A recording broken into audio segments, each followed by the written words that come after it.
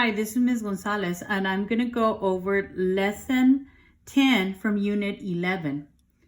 First off, I'm going to go over the guided practice and show you how to do those problems, because a lot of the problems up here are the same as you're going to do down at the bottom. And then we're going to work on some of the independent practice. I'm going to go over the directions and show you how that's done. And then we'll go over some of the questions in the back and the problem solving. Now, I have left on Dojo, I put this available, this form right here, so your parents can make you a copy if they have a printer. And if they do, have them copy it for you. You can color them in. But I want you to use this for the independent practice, because if you look down at the independent practice, they do not write the fraction strips for you on some of the questions. And because of that, you may use the fraction strip paper that I provided to you on Dojo. Okay, let's get started with the guided practice. On number 1 and number 2, you have to write a comparison symbol of greater than, less than, or equal to. Use the fraction strips that they provided for you in order for you to answer them. Now again, right up here, we got very lucky because they gave us the fraction strips. Down at the bottom, it's a different story. They do not give you all the fraction strips, especially for the ones at the bottom. So when they give you those fraction strips, take advantage of that. All right, let's see. On the first question, it says that they have one whole, then they have 3 parts of the 6 and 3 of the thirds. They're asking you which one's larger, but by seeing them carefully, I know that the larger one is the thirds. And a big misconception that students have is they believe that the one with the larger denominator is the one that's the largest in fractions, and that's not true. It actually makes it the smaller parts of the fractions because they're cut into smaller pieces. Now, if I take a look again, this is a larger one, but this time they wrote the 6 on this side and the larger one on this side. So I have to say that 3/6 is less than 3/3. Down on number 2, I see that again. Again, there's the 6 and there's the 8. Now, again, just because it has the bigger denominator doesn't mean it's the bigger fraction. So I take a look and I could clearly see that 6 is bigger. They have 4 6 and there's 4 8. Well, the 6 is bigger and I see that it's on this side. So again, I say that 4 8 is less than 4 6. Okay, so make sure that you do look at the denominator. And once again, just because the denominator is a larger number doesn't mean that it's the bigger fraction. So it's important for you to use fraction strips to help you. Over on this side, I'm going to go ahead and read the question. And again, please make sure you are answering all the questions during the papers that some of the students have turned in. I have noticed that they are leaving many of them blank. Remember, you have to answer them or they will be counted wrong.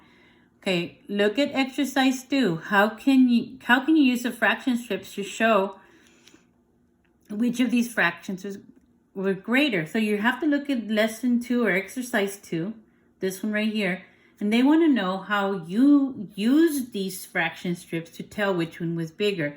So in your own words and in your own sentence, you're going to tell me that here. So I will start your sentence, but you need to complete it at home. I use the fraction strips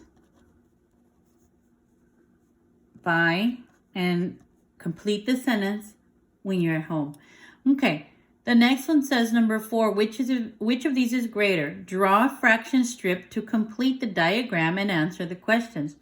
So notice there's no fraction strips and they want you to draw it. They want you to draw one that says 1/4 and one that says 1/6. Well, I'm going to do that right here at the bottom, just like they did on number 1 and number 2.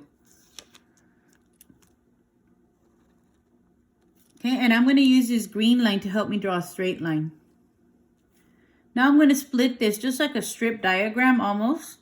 And now I'm going to do the one for fourth up here and the one for sixth here. And we're going to see which one's larger.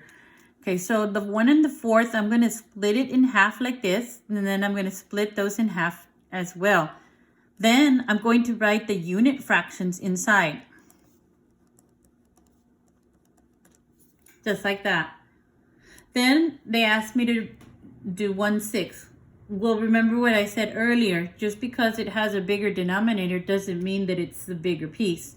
So I'm going to go ahead and cut it into 6. So first I'm going to cut that in half and then cut this one into thirds and this one into thirds, and you will have 6. So carefully go ahead and cut those like this. Try to get as close as possible that you can as the thirds. Kind of make them look equally, and then go ahead and write your unit fraction.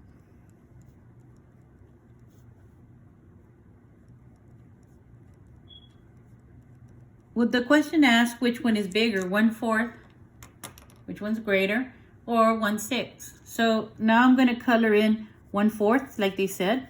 If you have a crayon at home or a highlighter, you can use that. Okay, so now I can clearly see which one's bigger. Okay, and now that I see which one's bigger, now I'm going to use this space right here to write my answer. 1/4, and then I'm going to draw a circle just like they did, and 1/6. I can clearly see that 1/4 is bigger. The piece is much larger. Okay, so I'm going to go ahead and say that 1/4 is greater than 1/6. That's how you do the guided practice. Now I'm going to go over the directions for the independent practice. Number 5, you're going to work on exactly like you did the one on the top, on number 1 and number 2. And again, they want you to write comparison symbols of greater than, less than, or equal to. On number 6, it says use or draw fraction strips to help. Now, they've already written the whole, but they did not draw 4/4 or 4/6. You're going to do number 6 exactly like you did number 4. So I'm going to write right here so you can remember it's just like number 4. So go ahead and do number 6 just like number 4. When you reach the bottom, notice that it does not have any fraction strips at all. That's when you get out your sheet like this and go ahead and use that to help you answer your questions. For instance, this one says 2/3. And if I look over here, this is 1/3 and this is 2/3. So I'm going to put my finger right here. And then the other one says 2/2. So I'm going to go to the halves over here. This is 1/2, but this is 2/2. And I'm going to put my finger right over here. I could see that 2/2 is much bigger than 2/3. So this is how you're going to use your fraction strip paper to your advantage. If your parents have a printer, have them print this out for you, color it in, and remember, use your fingers to show you which one's larger.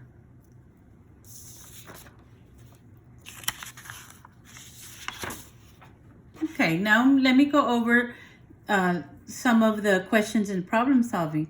Now, we had these in class when we worked on comparing fractions.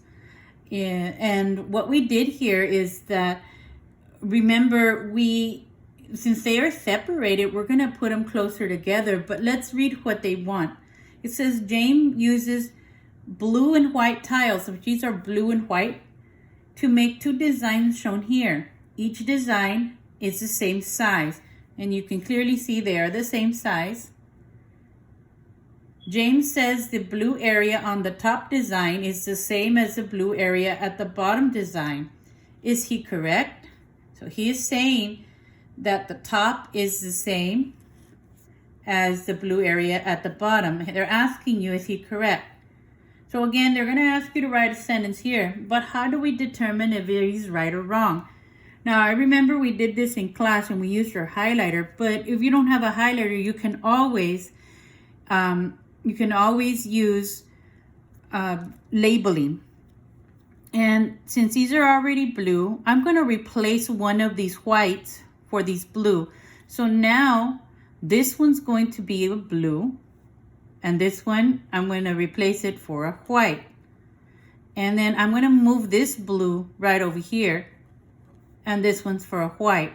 So if we label them all, this is blue, we replaced them, white and white. So it looks like half is blue and half is white. Let's do this one too. Okay, so right now it looks like half of them are blue and half of them are white at the top. And by the way, this is the top and this is the bottom. The question is asking specifically about that. I'm going to do the replacement method the same way at the bottom. I'm going to replace this blue. I'm going to make this one blue. But if I make this one blue, I have to make this one white. And then I'm going to move this blue right over here. But again, if I make this blue, I'm going to make this white. So it looks like this much is blue at the bottom and this much is blue at the top. Now, let's read again what James was asking. James says that the blue area on the top is the same as the blue area at the bottom. We already did the work, so all you have to do is write me a complete sentence. James is, and you have to write is correct or incorrect. And because, don't forget to write me a reason. Okay, so make sure you write me a reason about why he's correct or why he's incorrect. Over in the next one, it says each day the keepers at the zoo feed the elephant the same amount of hay. On Monday, the elephant ate 3/8 of his food. As you can see, they didn't write 3/8. This one reminds me of the question in the front. On Thursday, the elephant ate 3/4 of his food. Draw fraction strips and complete the diagram and show how much food the elephant ate each day. So it is your job to draw them because they did not draw them, and we did this already before in the front. So I'm going to go ahead and guide you through this. And again, you're going to cut this one like this. And then at the bottom they said to tell which one is bigger by using a comparison symbol. So go ahead and set yourself up like this and draw a circle in the middle and then 3/4 at the other end. Okay, you're going to have to cut this one into 8ths and the bottom one into 4ths, and I'm going to help you do that. First, I cut it in half, and I'm going to cut the bottom in half too because they're 4ths. But the top one, I have to cut into 8. So I'm going to cut it in half. I'm going to cut it in half again. Then I'm going to cut these in half, and like that. So now I have 8. And at the bottom, you have to have 3/4. So this one's going to represent 3/8, and this one's going to represent 3/4. And the numerators are exactly the same, but not the denominators. So be careful with that. And as long as you show me in your fraction bars, you're going to be able to tell the difference. Now this one needs to be cut into 4, so I'm going to cut it right here. When we did equivalent fractions, we made sure that we cut them at the same spot. And that's what I just did right now. Now I'm going to go ahead and do 1/8 all the way across like this. Okay, and then 3/4 by 1/4, 1/4, 1/4, and 1/4. And again, if you have a crayon or if you have a highlighter, highlight them. Color them in. Okay, there's 3/8. But then at the bottom it says 3/4. And if I color that in, I can clearly see that 3/4 is much larger. We don't want to fall for that misconception that just because it has a bigger denominator that it's the bigger answer or that it's greater. So now I see that there's 3/8 and 3/4, and this one's much larger, so I'm going to say that 3/8 is less than 3/4. That's how you do that one there. Now the next one is a multiple step problem. Tony asked 8 people to name their favorite pet. Of the people, he asked 2 8s to choose rabbits. And the fraction of the people who choose dogs, or actually cats, is equal to the fraction of those that choose dogs. So cats are equal to dogs.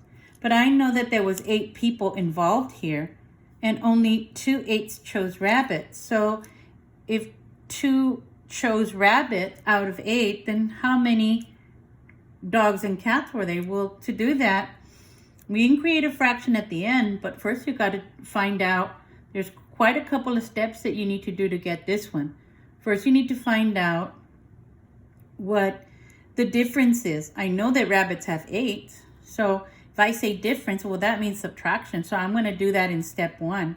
In step 1, I'm going to take what I already know, 8 people. 2 of them chose rabbits. Get me the answer there. Now, once you get that answer, you have 2 animals and they have to have the equal amount. They said equal, and when we see it here, equal chairs or same amounts, you know that it's division. So I'm going to take that number and I put it in a circle there, and I'm going to divide it into the 2 animals that I have there to get my answer. The answer is going to be in there. And once I do that, it says, what fraction of the people chose dogs? So this is step 2, and in step 3, and last step is you're going to have to give me a fraction. So make sure that you get me the amount for the dog and the cat, and then give me a fraction. Now we already know the denominator. The denominator is 8. But now you got to get me the numerator. Make sure you find me the numerator. Okay, and then we get to the last 2 questions. Number 18 is very much like the ones we did in the front, except you have to be careful with this word not. Which of these is not true? Okay, so go through each of them and remember the mouth that is, when we talk about the greater than and less than symbol, whenever you see that mouth on the number, it is the largest number. So be careful with that, and be careful. You're not looking for the right answer. You're looking for the wrong answer. So make sure you get me the wrong answer.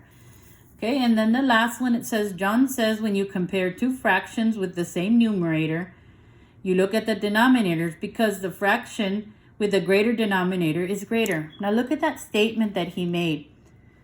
The fraction with the greater denominator is greater. Now earlier today, I talked to you about how that's not true. Please explain to me why that's not true. Okay, so right here, I just need a complete sentence. And to get the answer, a hint is listen to my lesson right at the beginning. Okay, this is the end of lesson 10. And thank you for listening.